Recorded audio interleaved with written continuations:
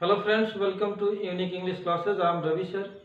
मेरे प्यारे बच्चे, आज जो है मैं आपको ईट का कॉन्सेप्ट देने वाला हूँ। ईट का जो कॉन्सेप्ट था तो पार्ट 1 में मैंने ईट का ही कॉन्सेप्ट बताया। पार्ट 2 आज जो है इसका बना रहा हूँ मैं।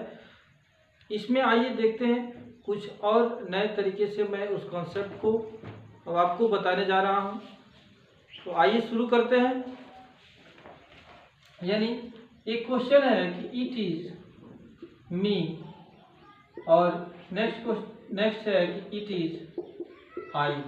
दो क्वेश्चन मैंने दिया और आपसे अगर पूछा जाए कि इट इज मी और इट इज आई, इन दोनों में जो सेंटेंस है इसमें कौन राइट है और कौन रॉन्ग है।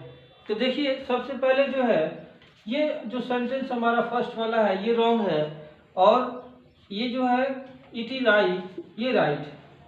अब ये जानने का कोशिश किया जाए कि ये राइट अगर रॉन्ग है तो क्यों रॉन्ग है और ये सेंटेंस राइट है तो क्यों राइट है। तो ये याद रखने वाली बात है कि कभी भी इट इज के बाद आजीवन सब्जेक्टिव केस आता है। ये याद रखिएगा कि इट इज के बाद हमेशा क्या आता है तो सब्जेक्टिव केस का प्रयोग करते हैं। अगर इसमें ऑब्जेक्टिव केस का प्रयोग हुआ है तो वो 100% सेंटेंस गलत है, उसको आप काट सकते हो। यानी हमेशा जो आपको याद रखना है कि इट इज के बाद क्या होना चाहिए, सब्जेक्टिव केस का यूज होना चाहिए। यानी इट इज आई जो है वो क्या है, राइट है, क्योंकि इट इज के बाद सब्जेक्टिव केस का प्रयोग करते हैं। आइए इसका सेंस देखते हैं। एक स्ट्रक्चर है कि इट प्लस इज या वाज प्लस नाउन या प्रोनाउन प्लस फुल स्टॉप। और इसका सेंस जो है, हिंदी सेंस जो निकलता है वो निकलता है ही तो है, ही तो है। जैसे मान लीजिए क्या इसमें एग्जाम्पल अगर देखा जाए, इसका एग्जाम्पल होगा जैसे कि मैं ही तो हूँ, मैं ही तो हूँ, मैं ही तो हूँ। इसको जब हम ट्रांसलेट करेंगे तो आसानी से इसको जो है हम बनाएंगे। सबसे पहले लिखेंगे इट, इट के बाद लिखेंगे इज, क्योंकि इट जो होता है ना वो सिंगुलर सब्जेक्ट होता है और वर्ब भी लेता है तो सिंगुलर लेता है। यानी सिंगुलर सब्जेक्ट होगा तो वर्ब भी आपका क्या होगा, सिंगुलर हो जाएगा। अब इसके बाद जो है हम क्या लिखेंगे, प्रोनाउन। यानी यहाँ जो है मैं है, यहाँ हो जाएगा क्या, आई। यानी इट इज आई का अर्थ हो जाएगा मैं ही तो हूँ। नेक्स्ट एग्जांपल आइए देखते हैं। हमने कहा लड़के ही तो थे, लड़के ही तो थे। अब इसको जब आप ट्रांसलेट करेंगे तो सबसे पहले क्या लिखना है, इट। अब थे है इसलिए यहाँ किसका प्रयोग करेंगे, वाज का प्रयोग करेंगे और इसके बाद लिखेंगे लड़के यानी बॉयज। यानी इट वाज बॉयज और इसका हिंदी सेंस क्या जाएगा, लड़के ही तो थे। आइए नेक्स्ट एग्जांपल देखते हैं। नेक्स्ट एग्जांपल है कि माँ ही तो है, माँ ही तो है।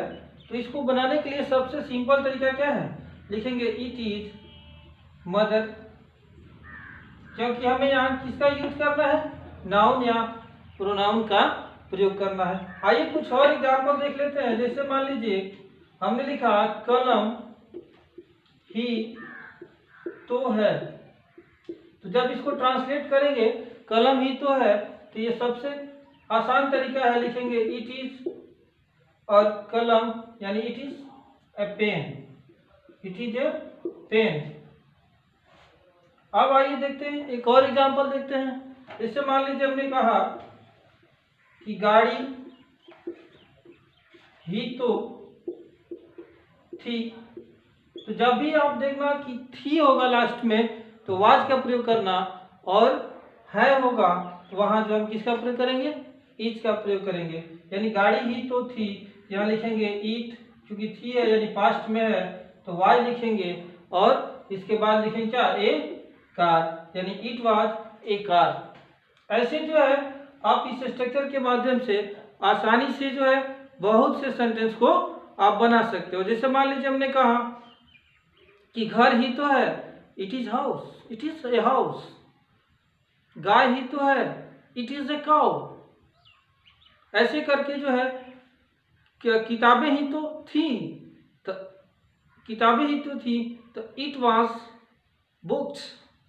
ऐसे करके जो है मैं आपको एक स्ट्रक्चर दे रहा हूं और आप इससे जो है ज़्यादा से ज़्यादा सेंटेंस को बना सकते हैं।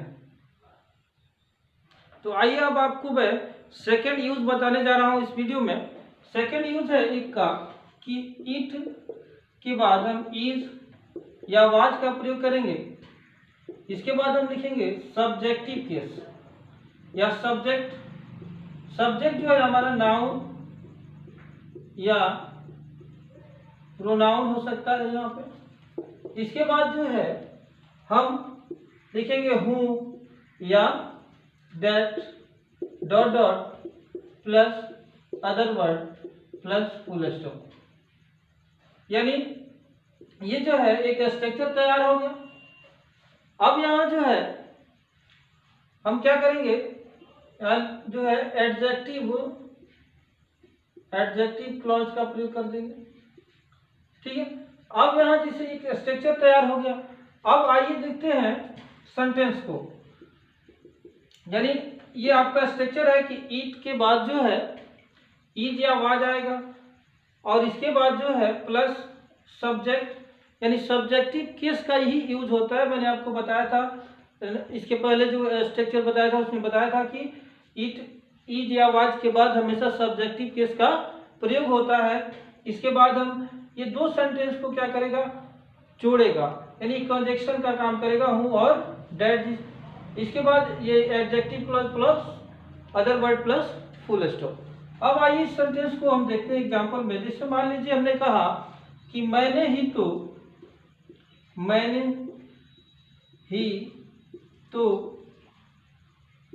इस काम को किया है। मैंने ही तो इस काम को किया है। तो देखिए आसानी से बन जाएगा, इतना बड़ा सेंटेंस है, लेकिन अगर आपको स्ट्रक्चर याद हो तो आप आसानी से इसको सॉल्व कर सकते हो।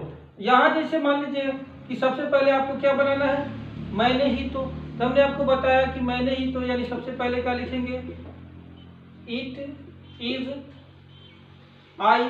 क्योंकि ये सेंटेंस में देखना जरूरी ये है कि हमारा सेंटेंस प्रेजेंट में है कि पास्ट में है।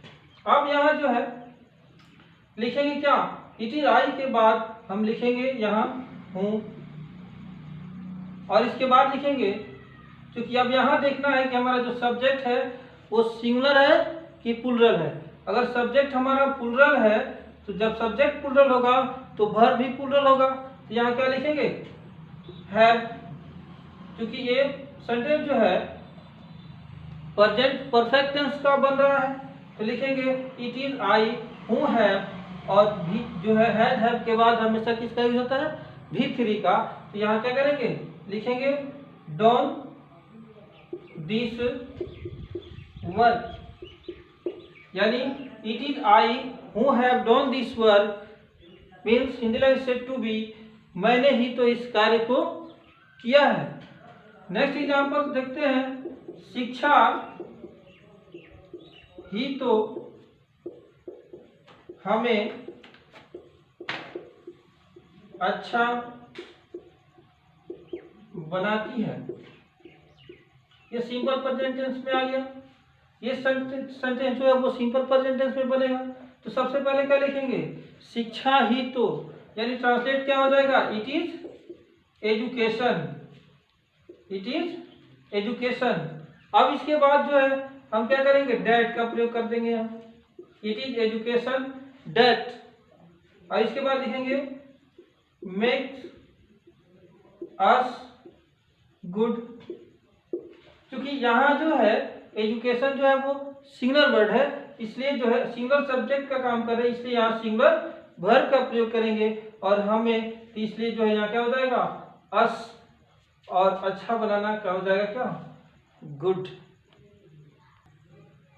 तो आइए देखते हैं थर्ड एग्जांपल है कि आपने ही तो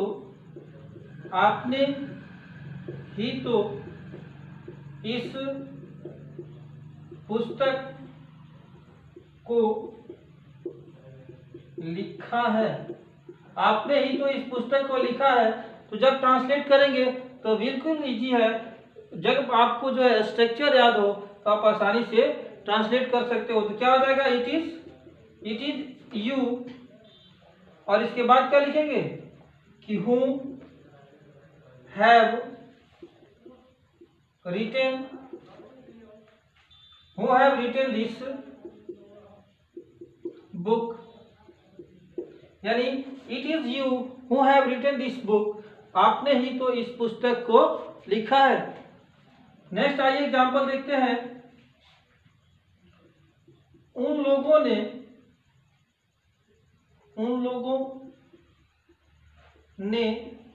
ही तो मुझे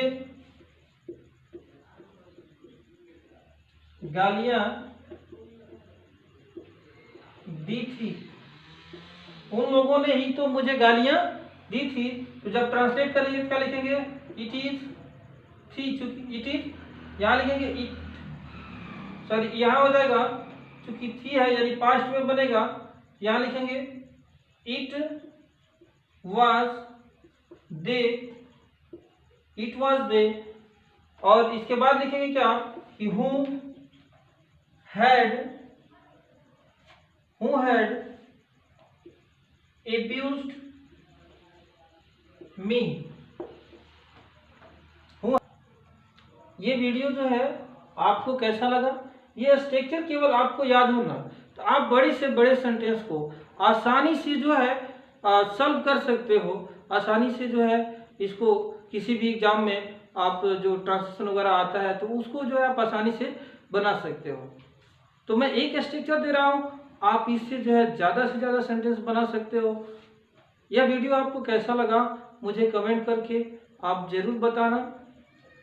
यह वीडियो जो है आप जब देख रहे हो ना तो और भी बच्चों को आप बताओ, और भी बच्चों के पास शेयर करो, ताकि उनको भी जो है इस चीज़ की ज़रूरत है तो उनकी भी मदद करो। अपने आसपास में बच्चों को बताओ ताकि वे भी बच्चे जो है आपके साथ साथ शिक्षित हों। इस वीडियो को लाइक, शेयर और कमेंट करके मुझे बताओ कि आपको ये कैसा लग रहा है। यह वीडियो देखने के लिए आप सभी को बहुत बहुत धन्यवाद। Thank you very much.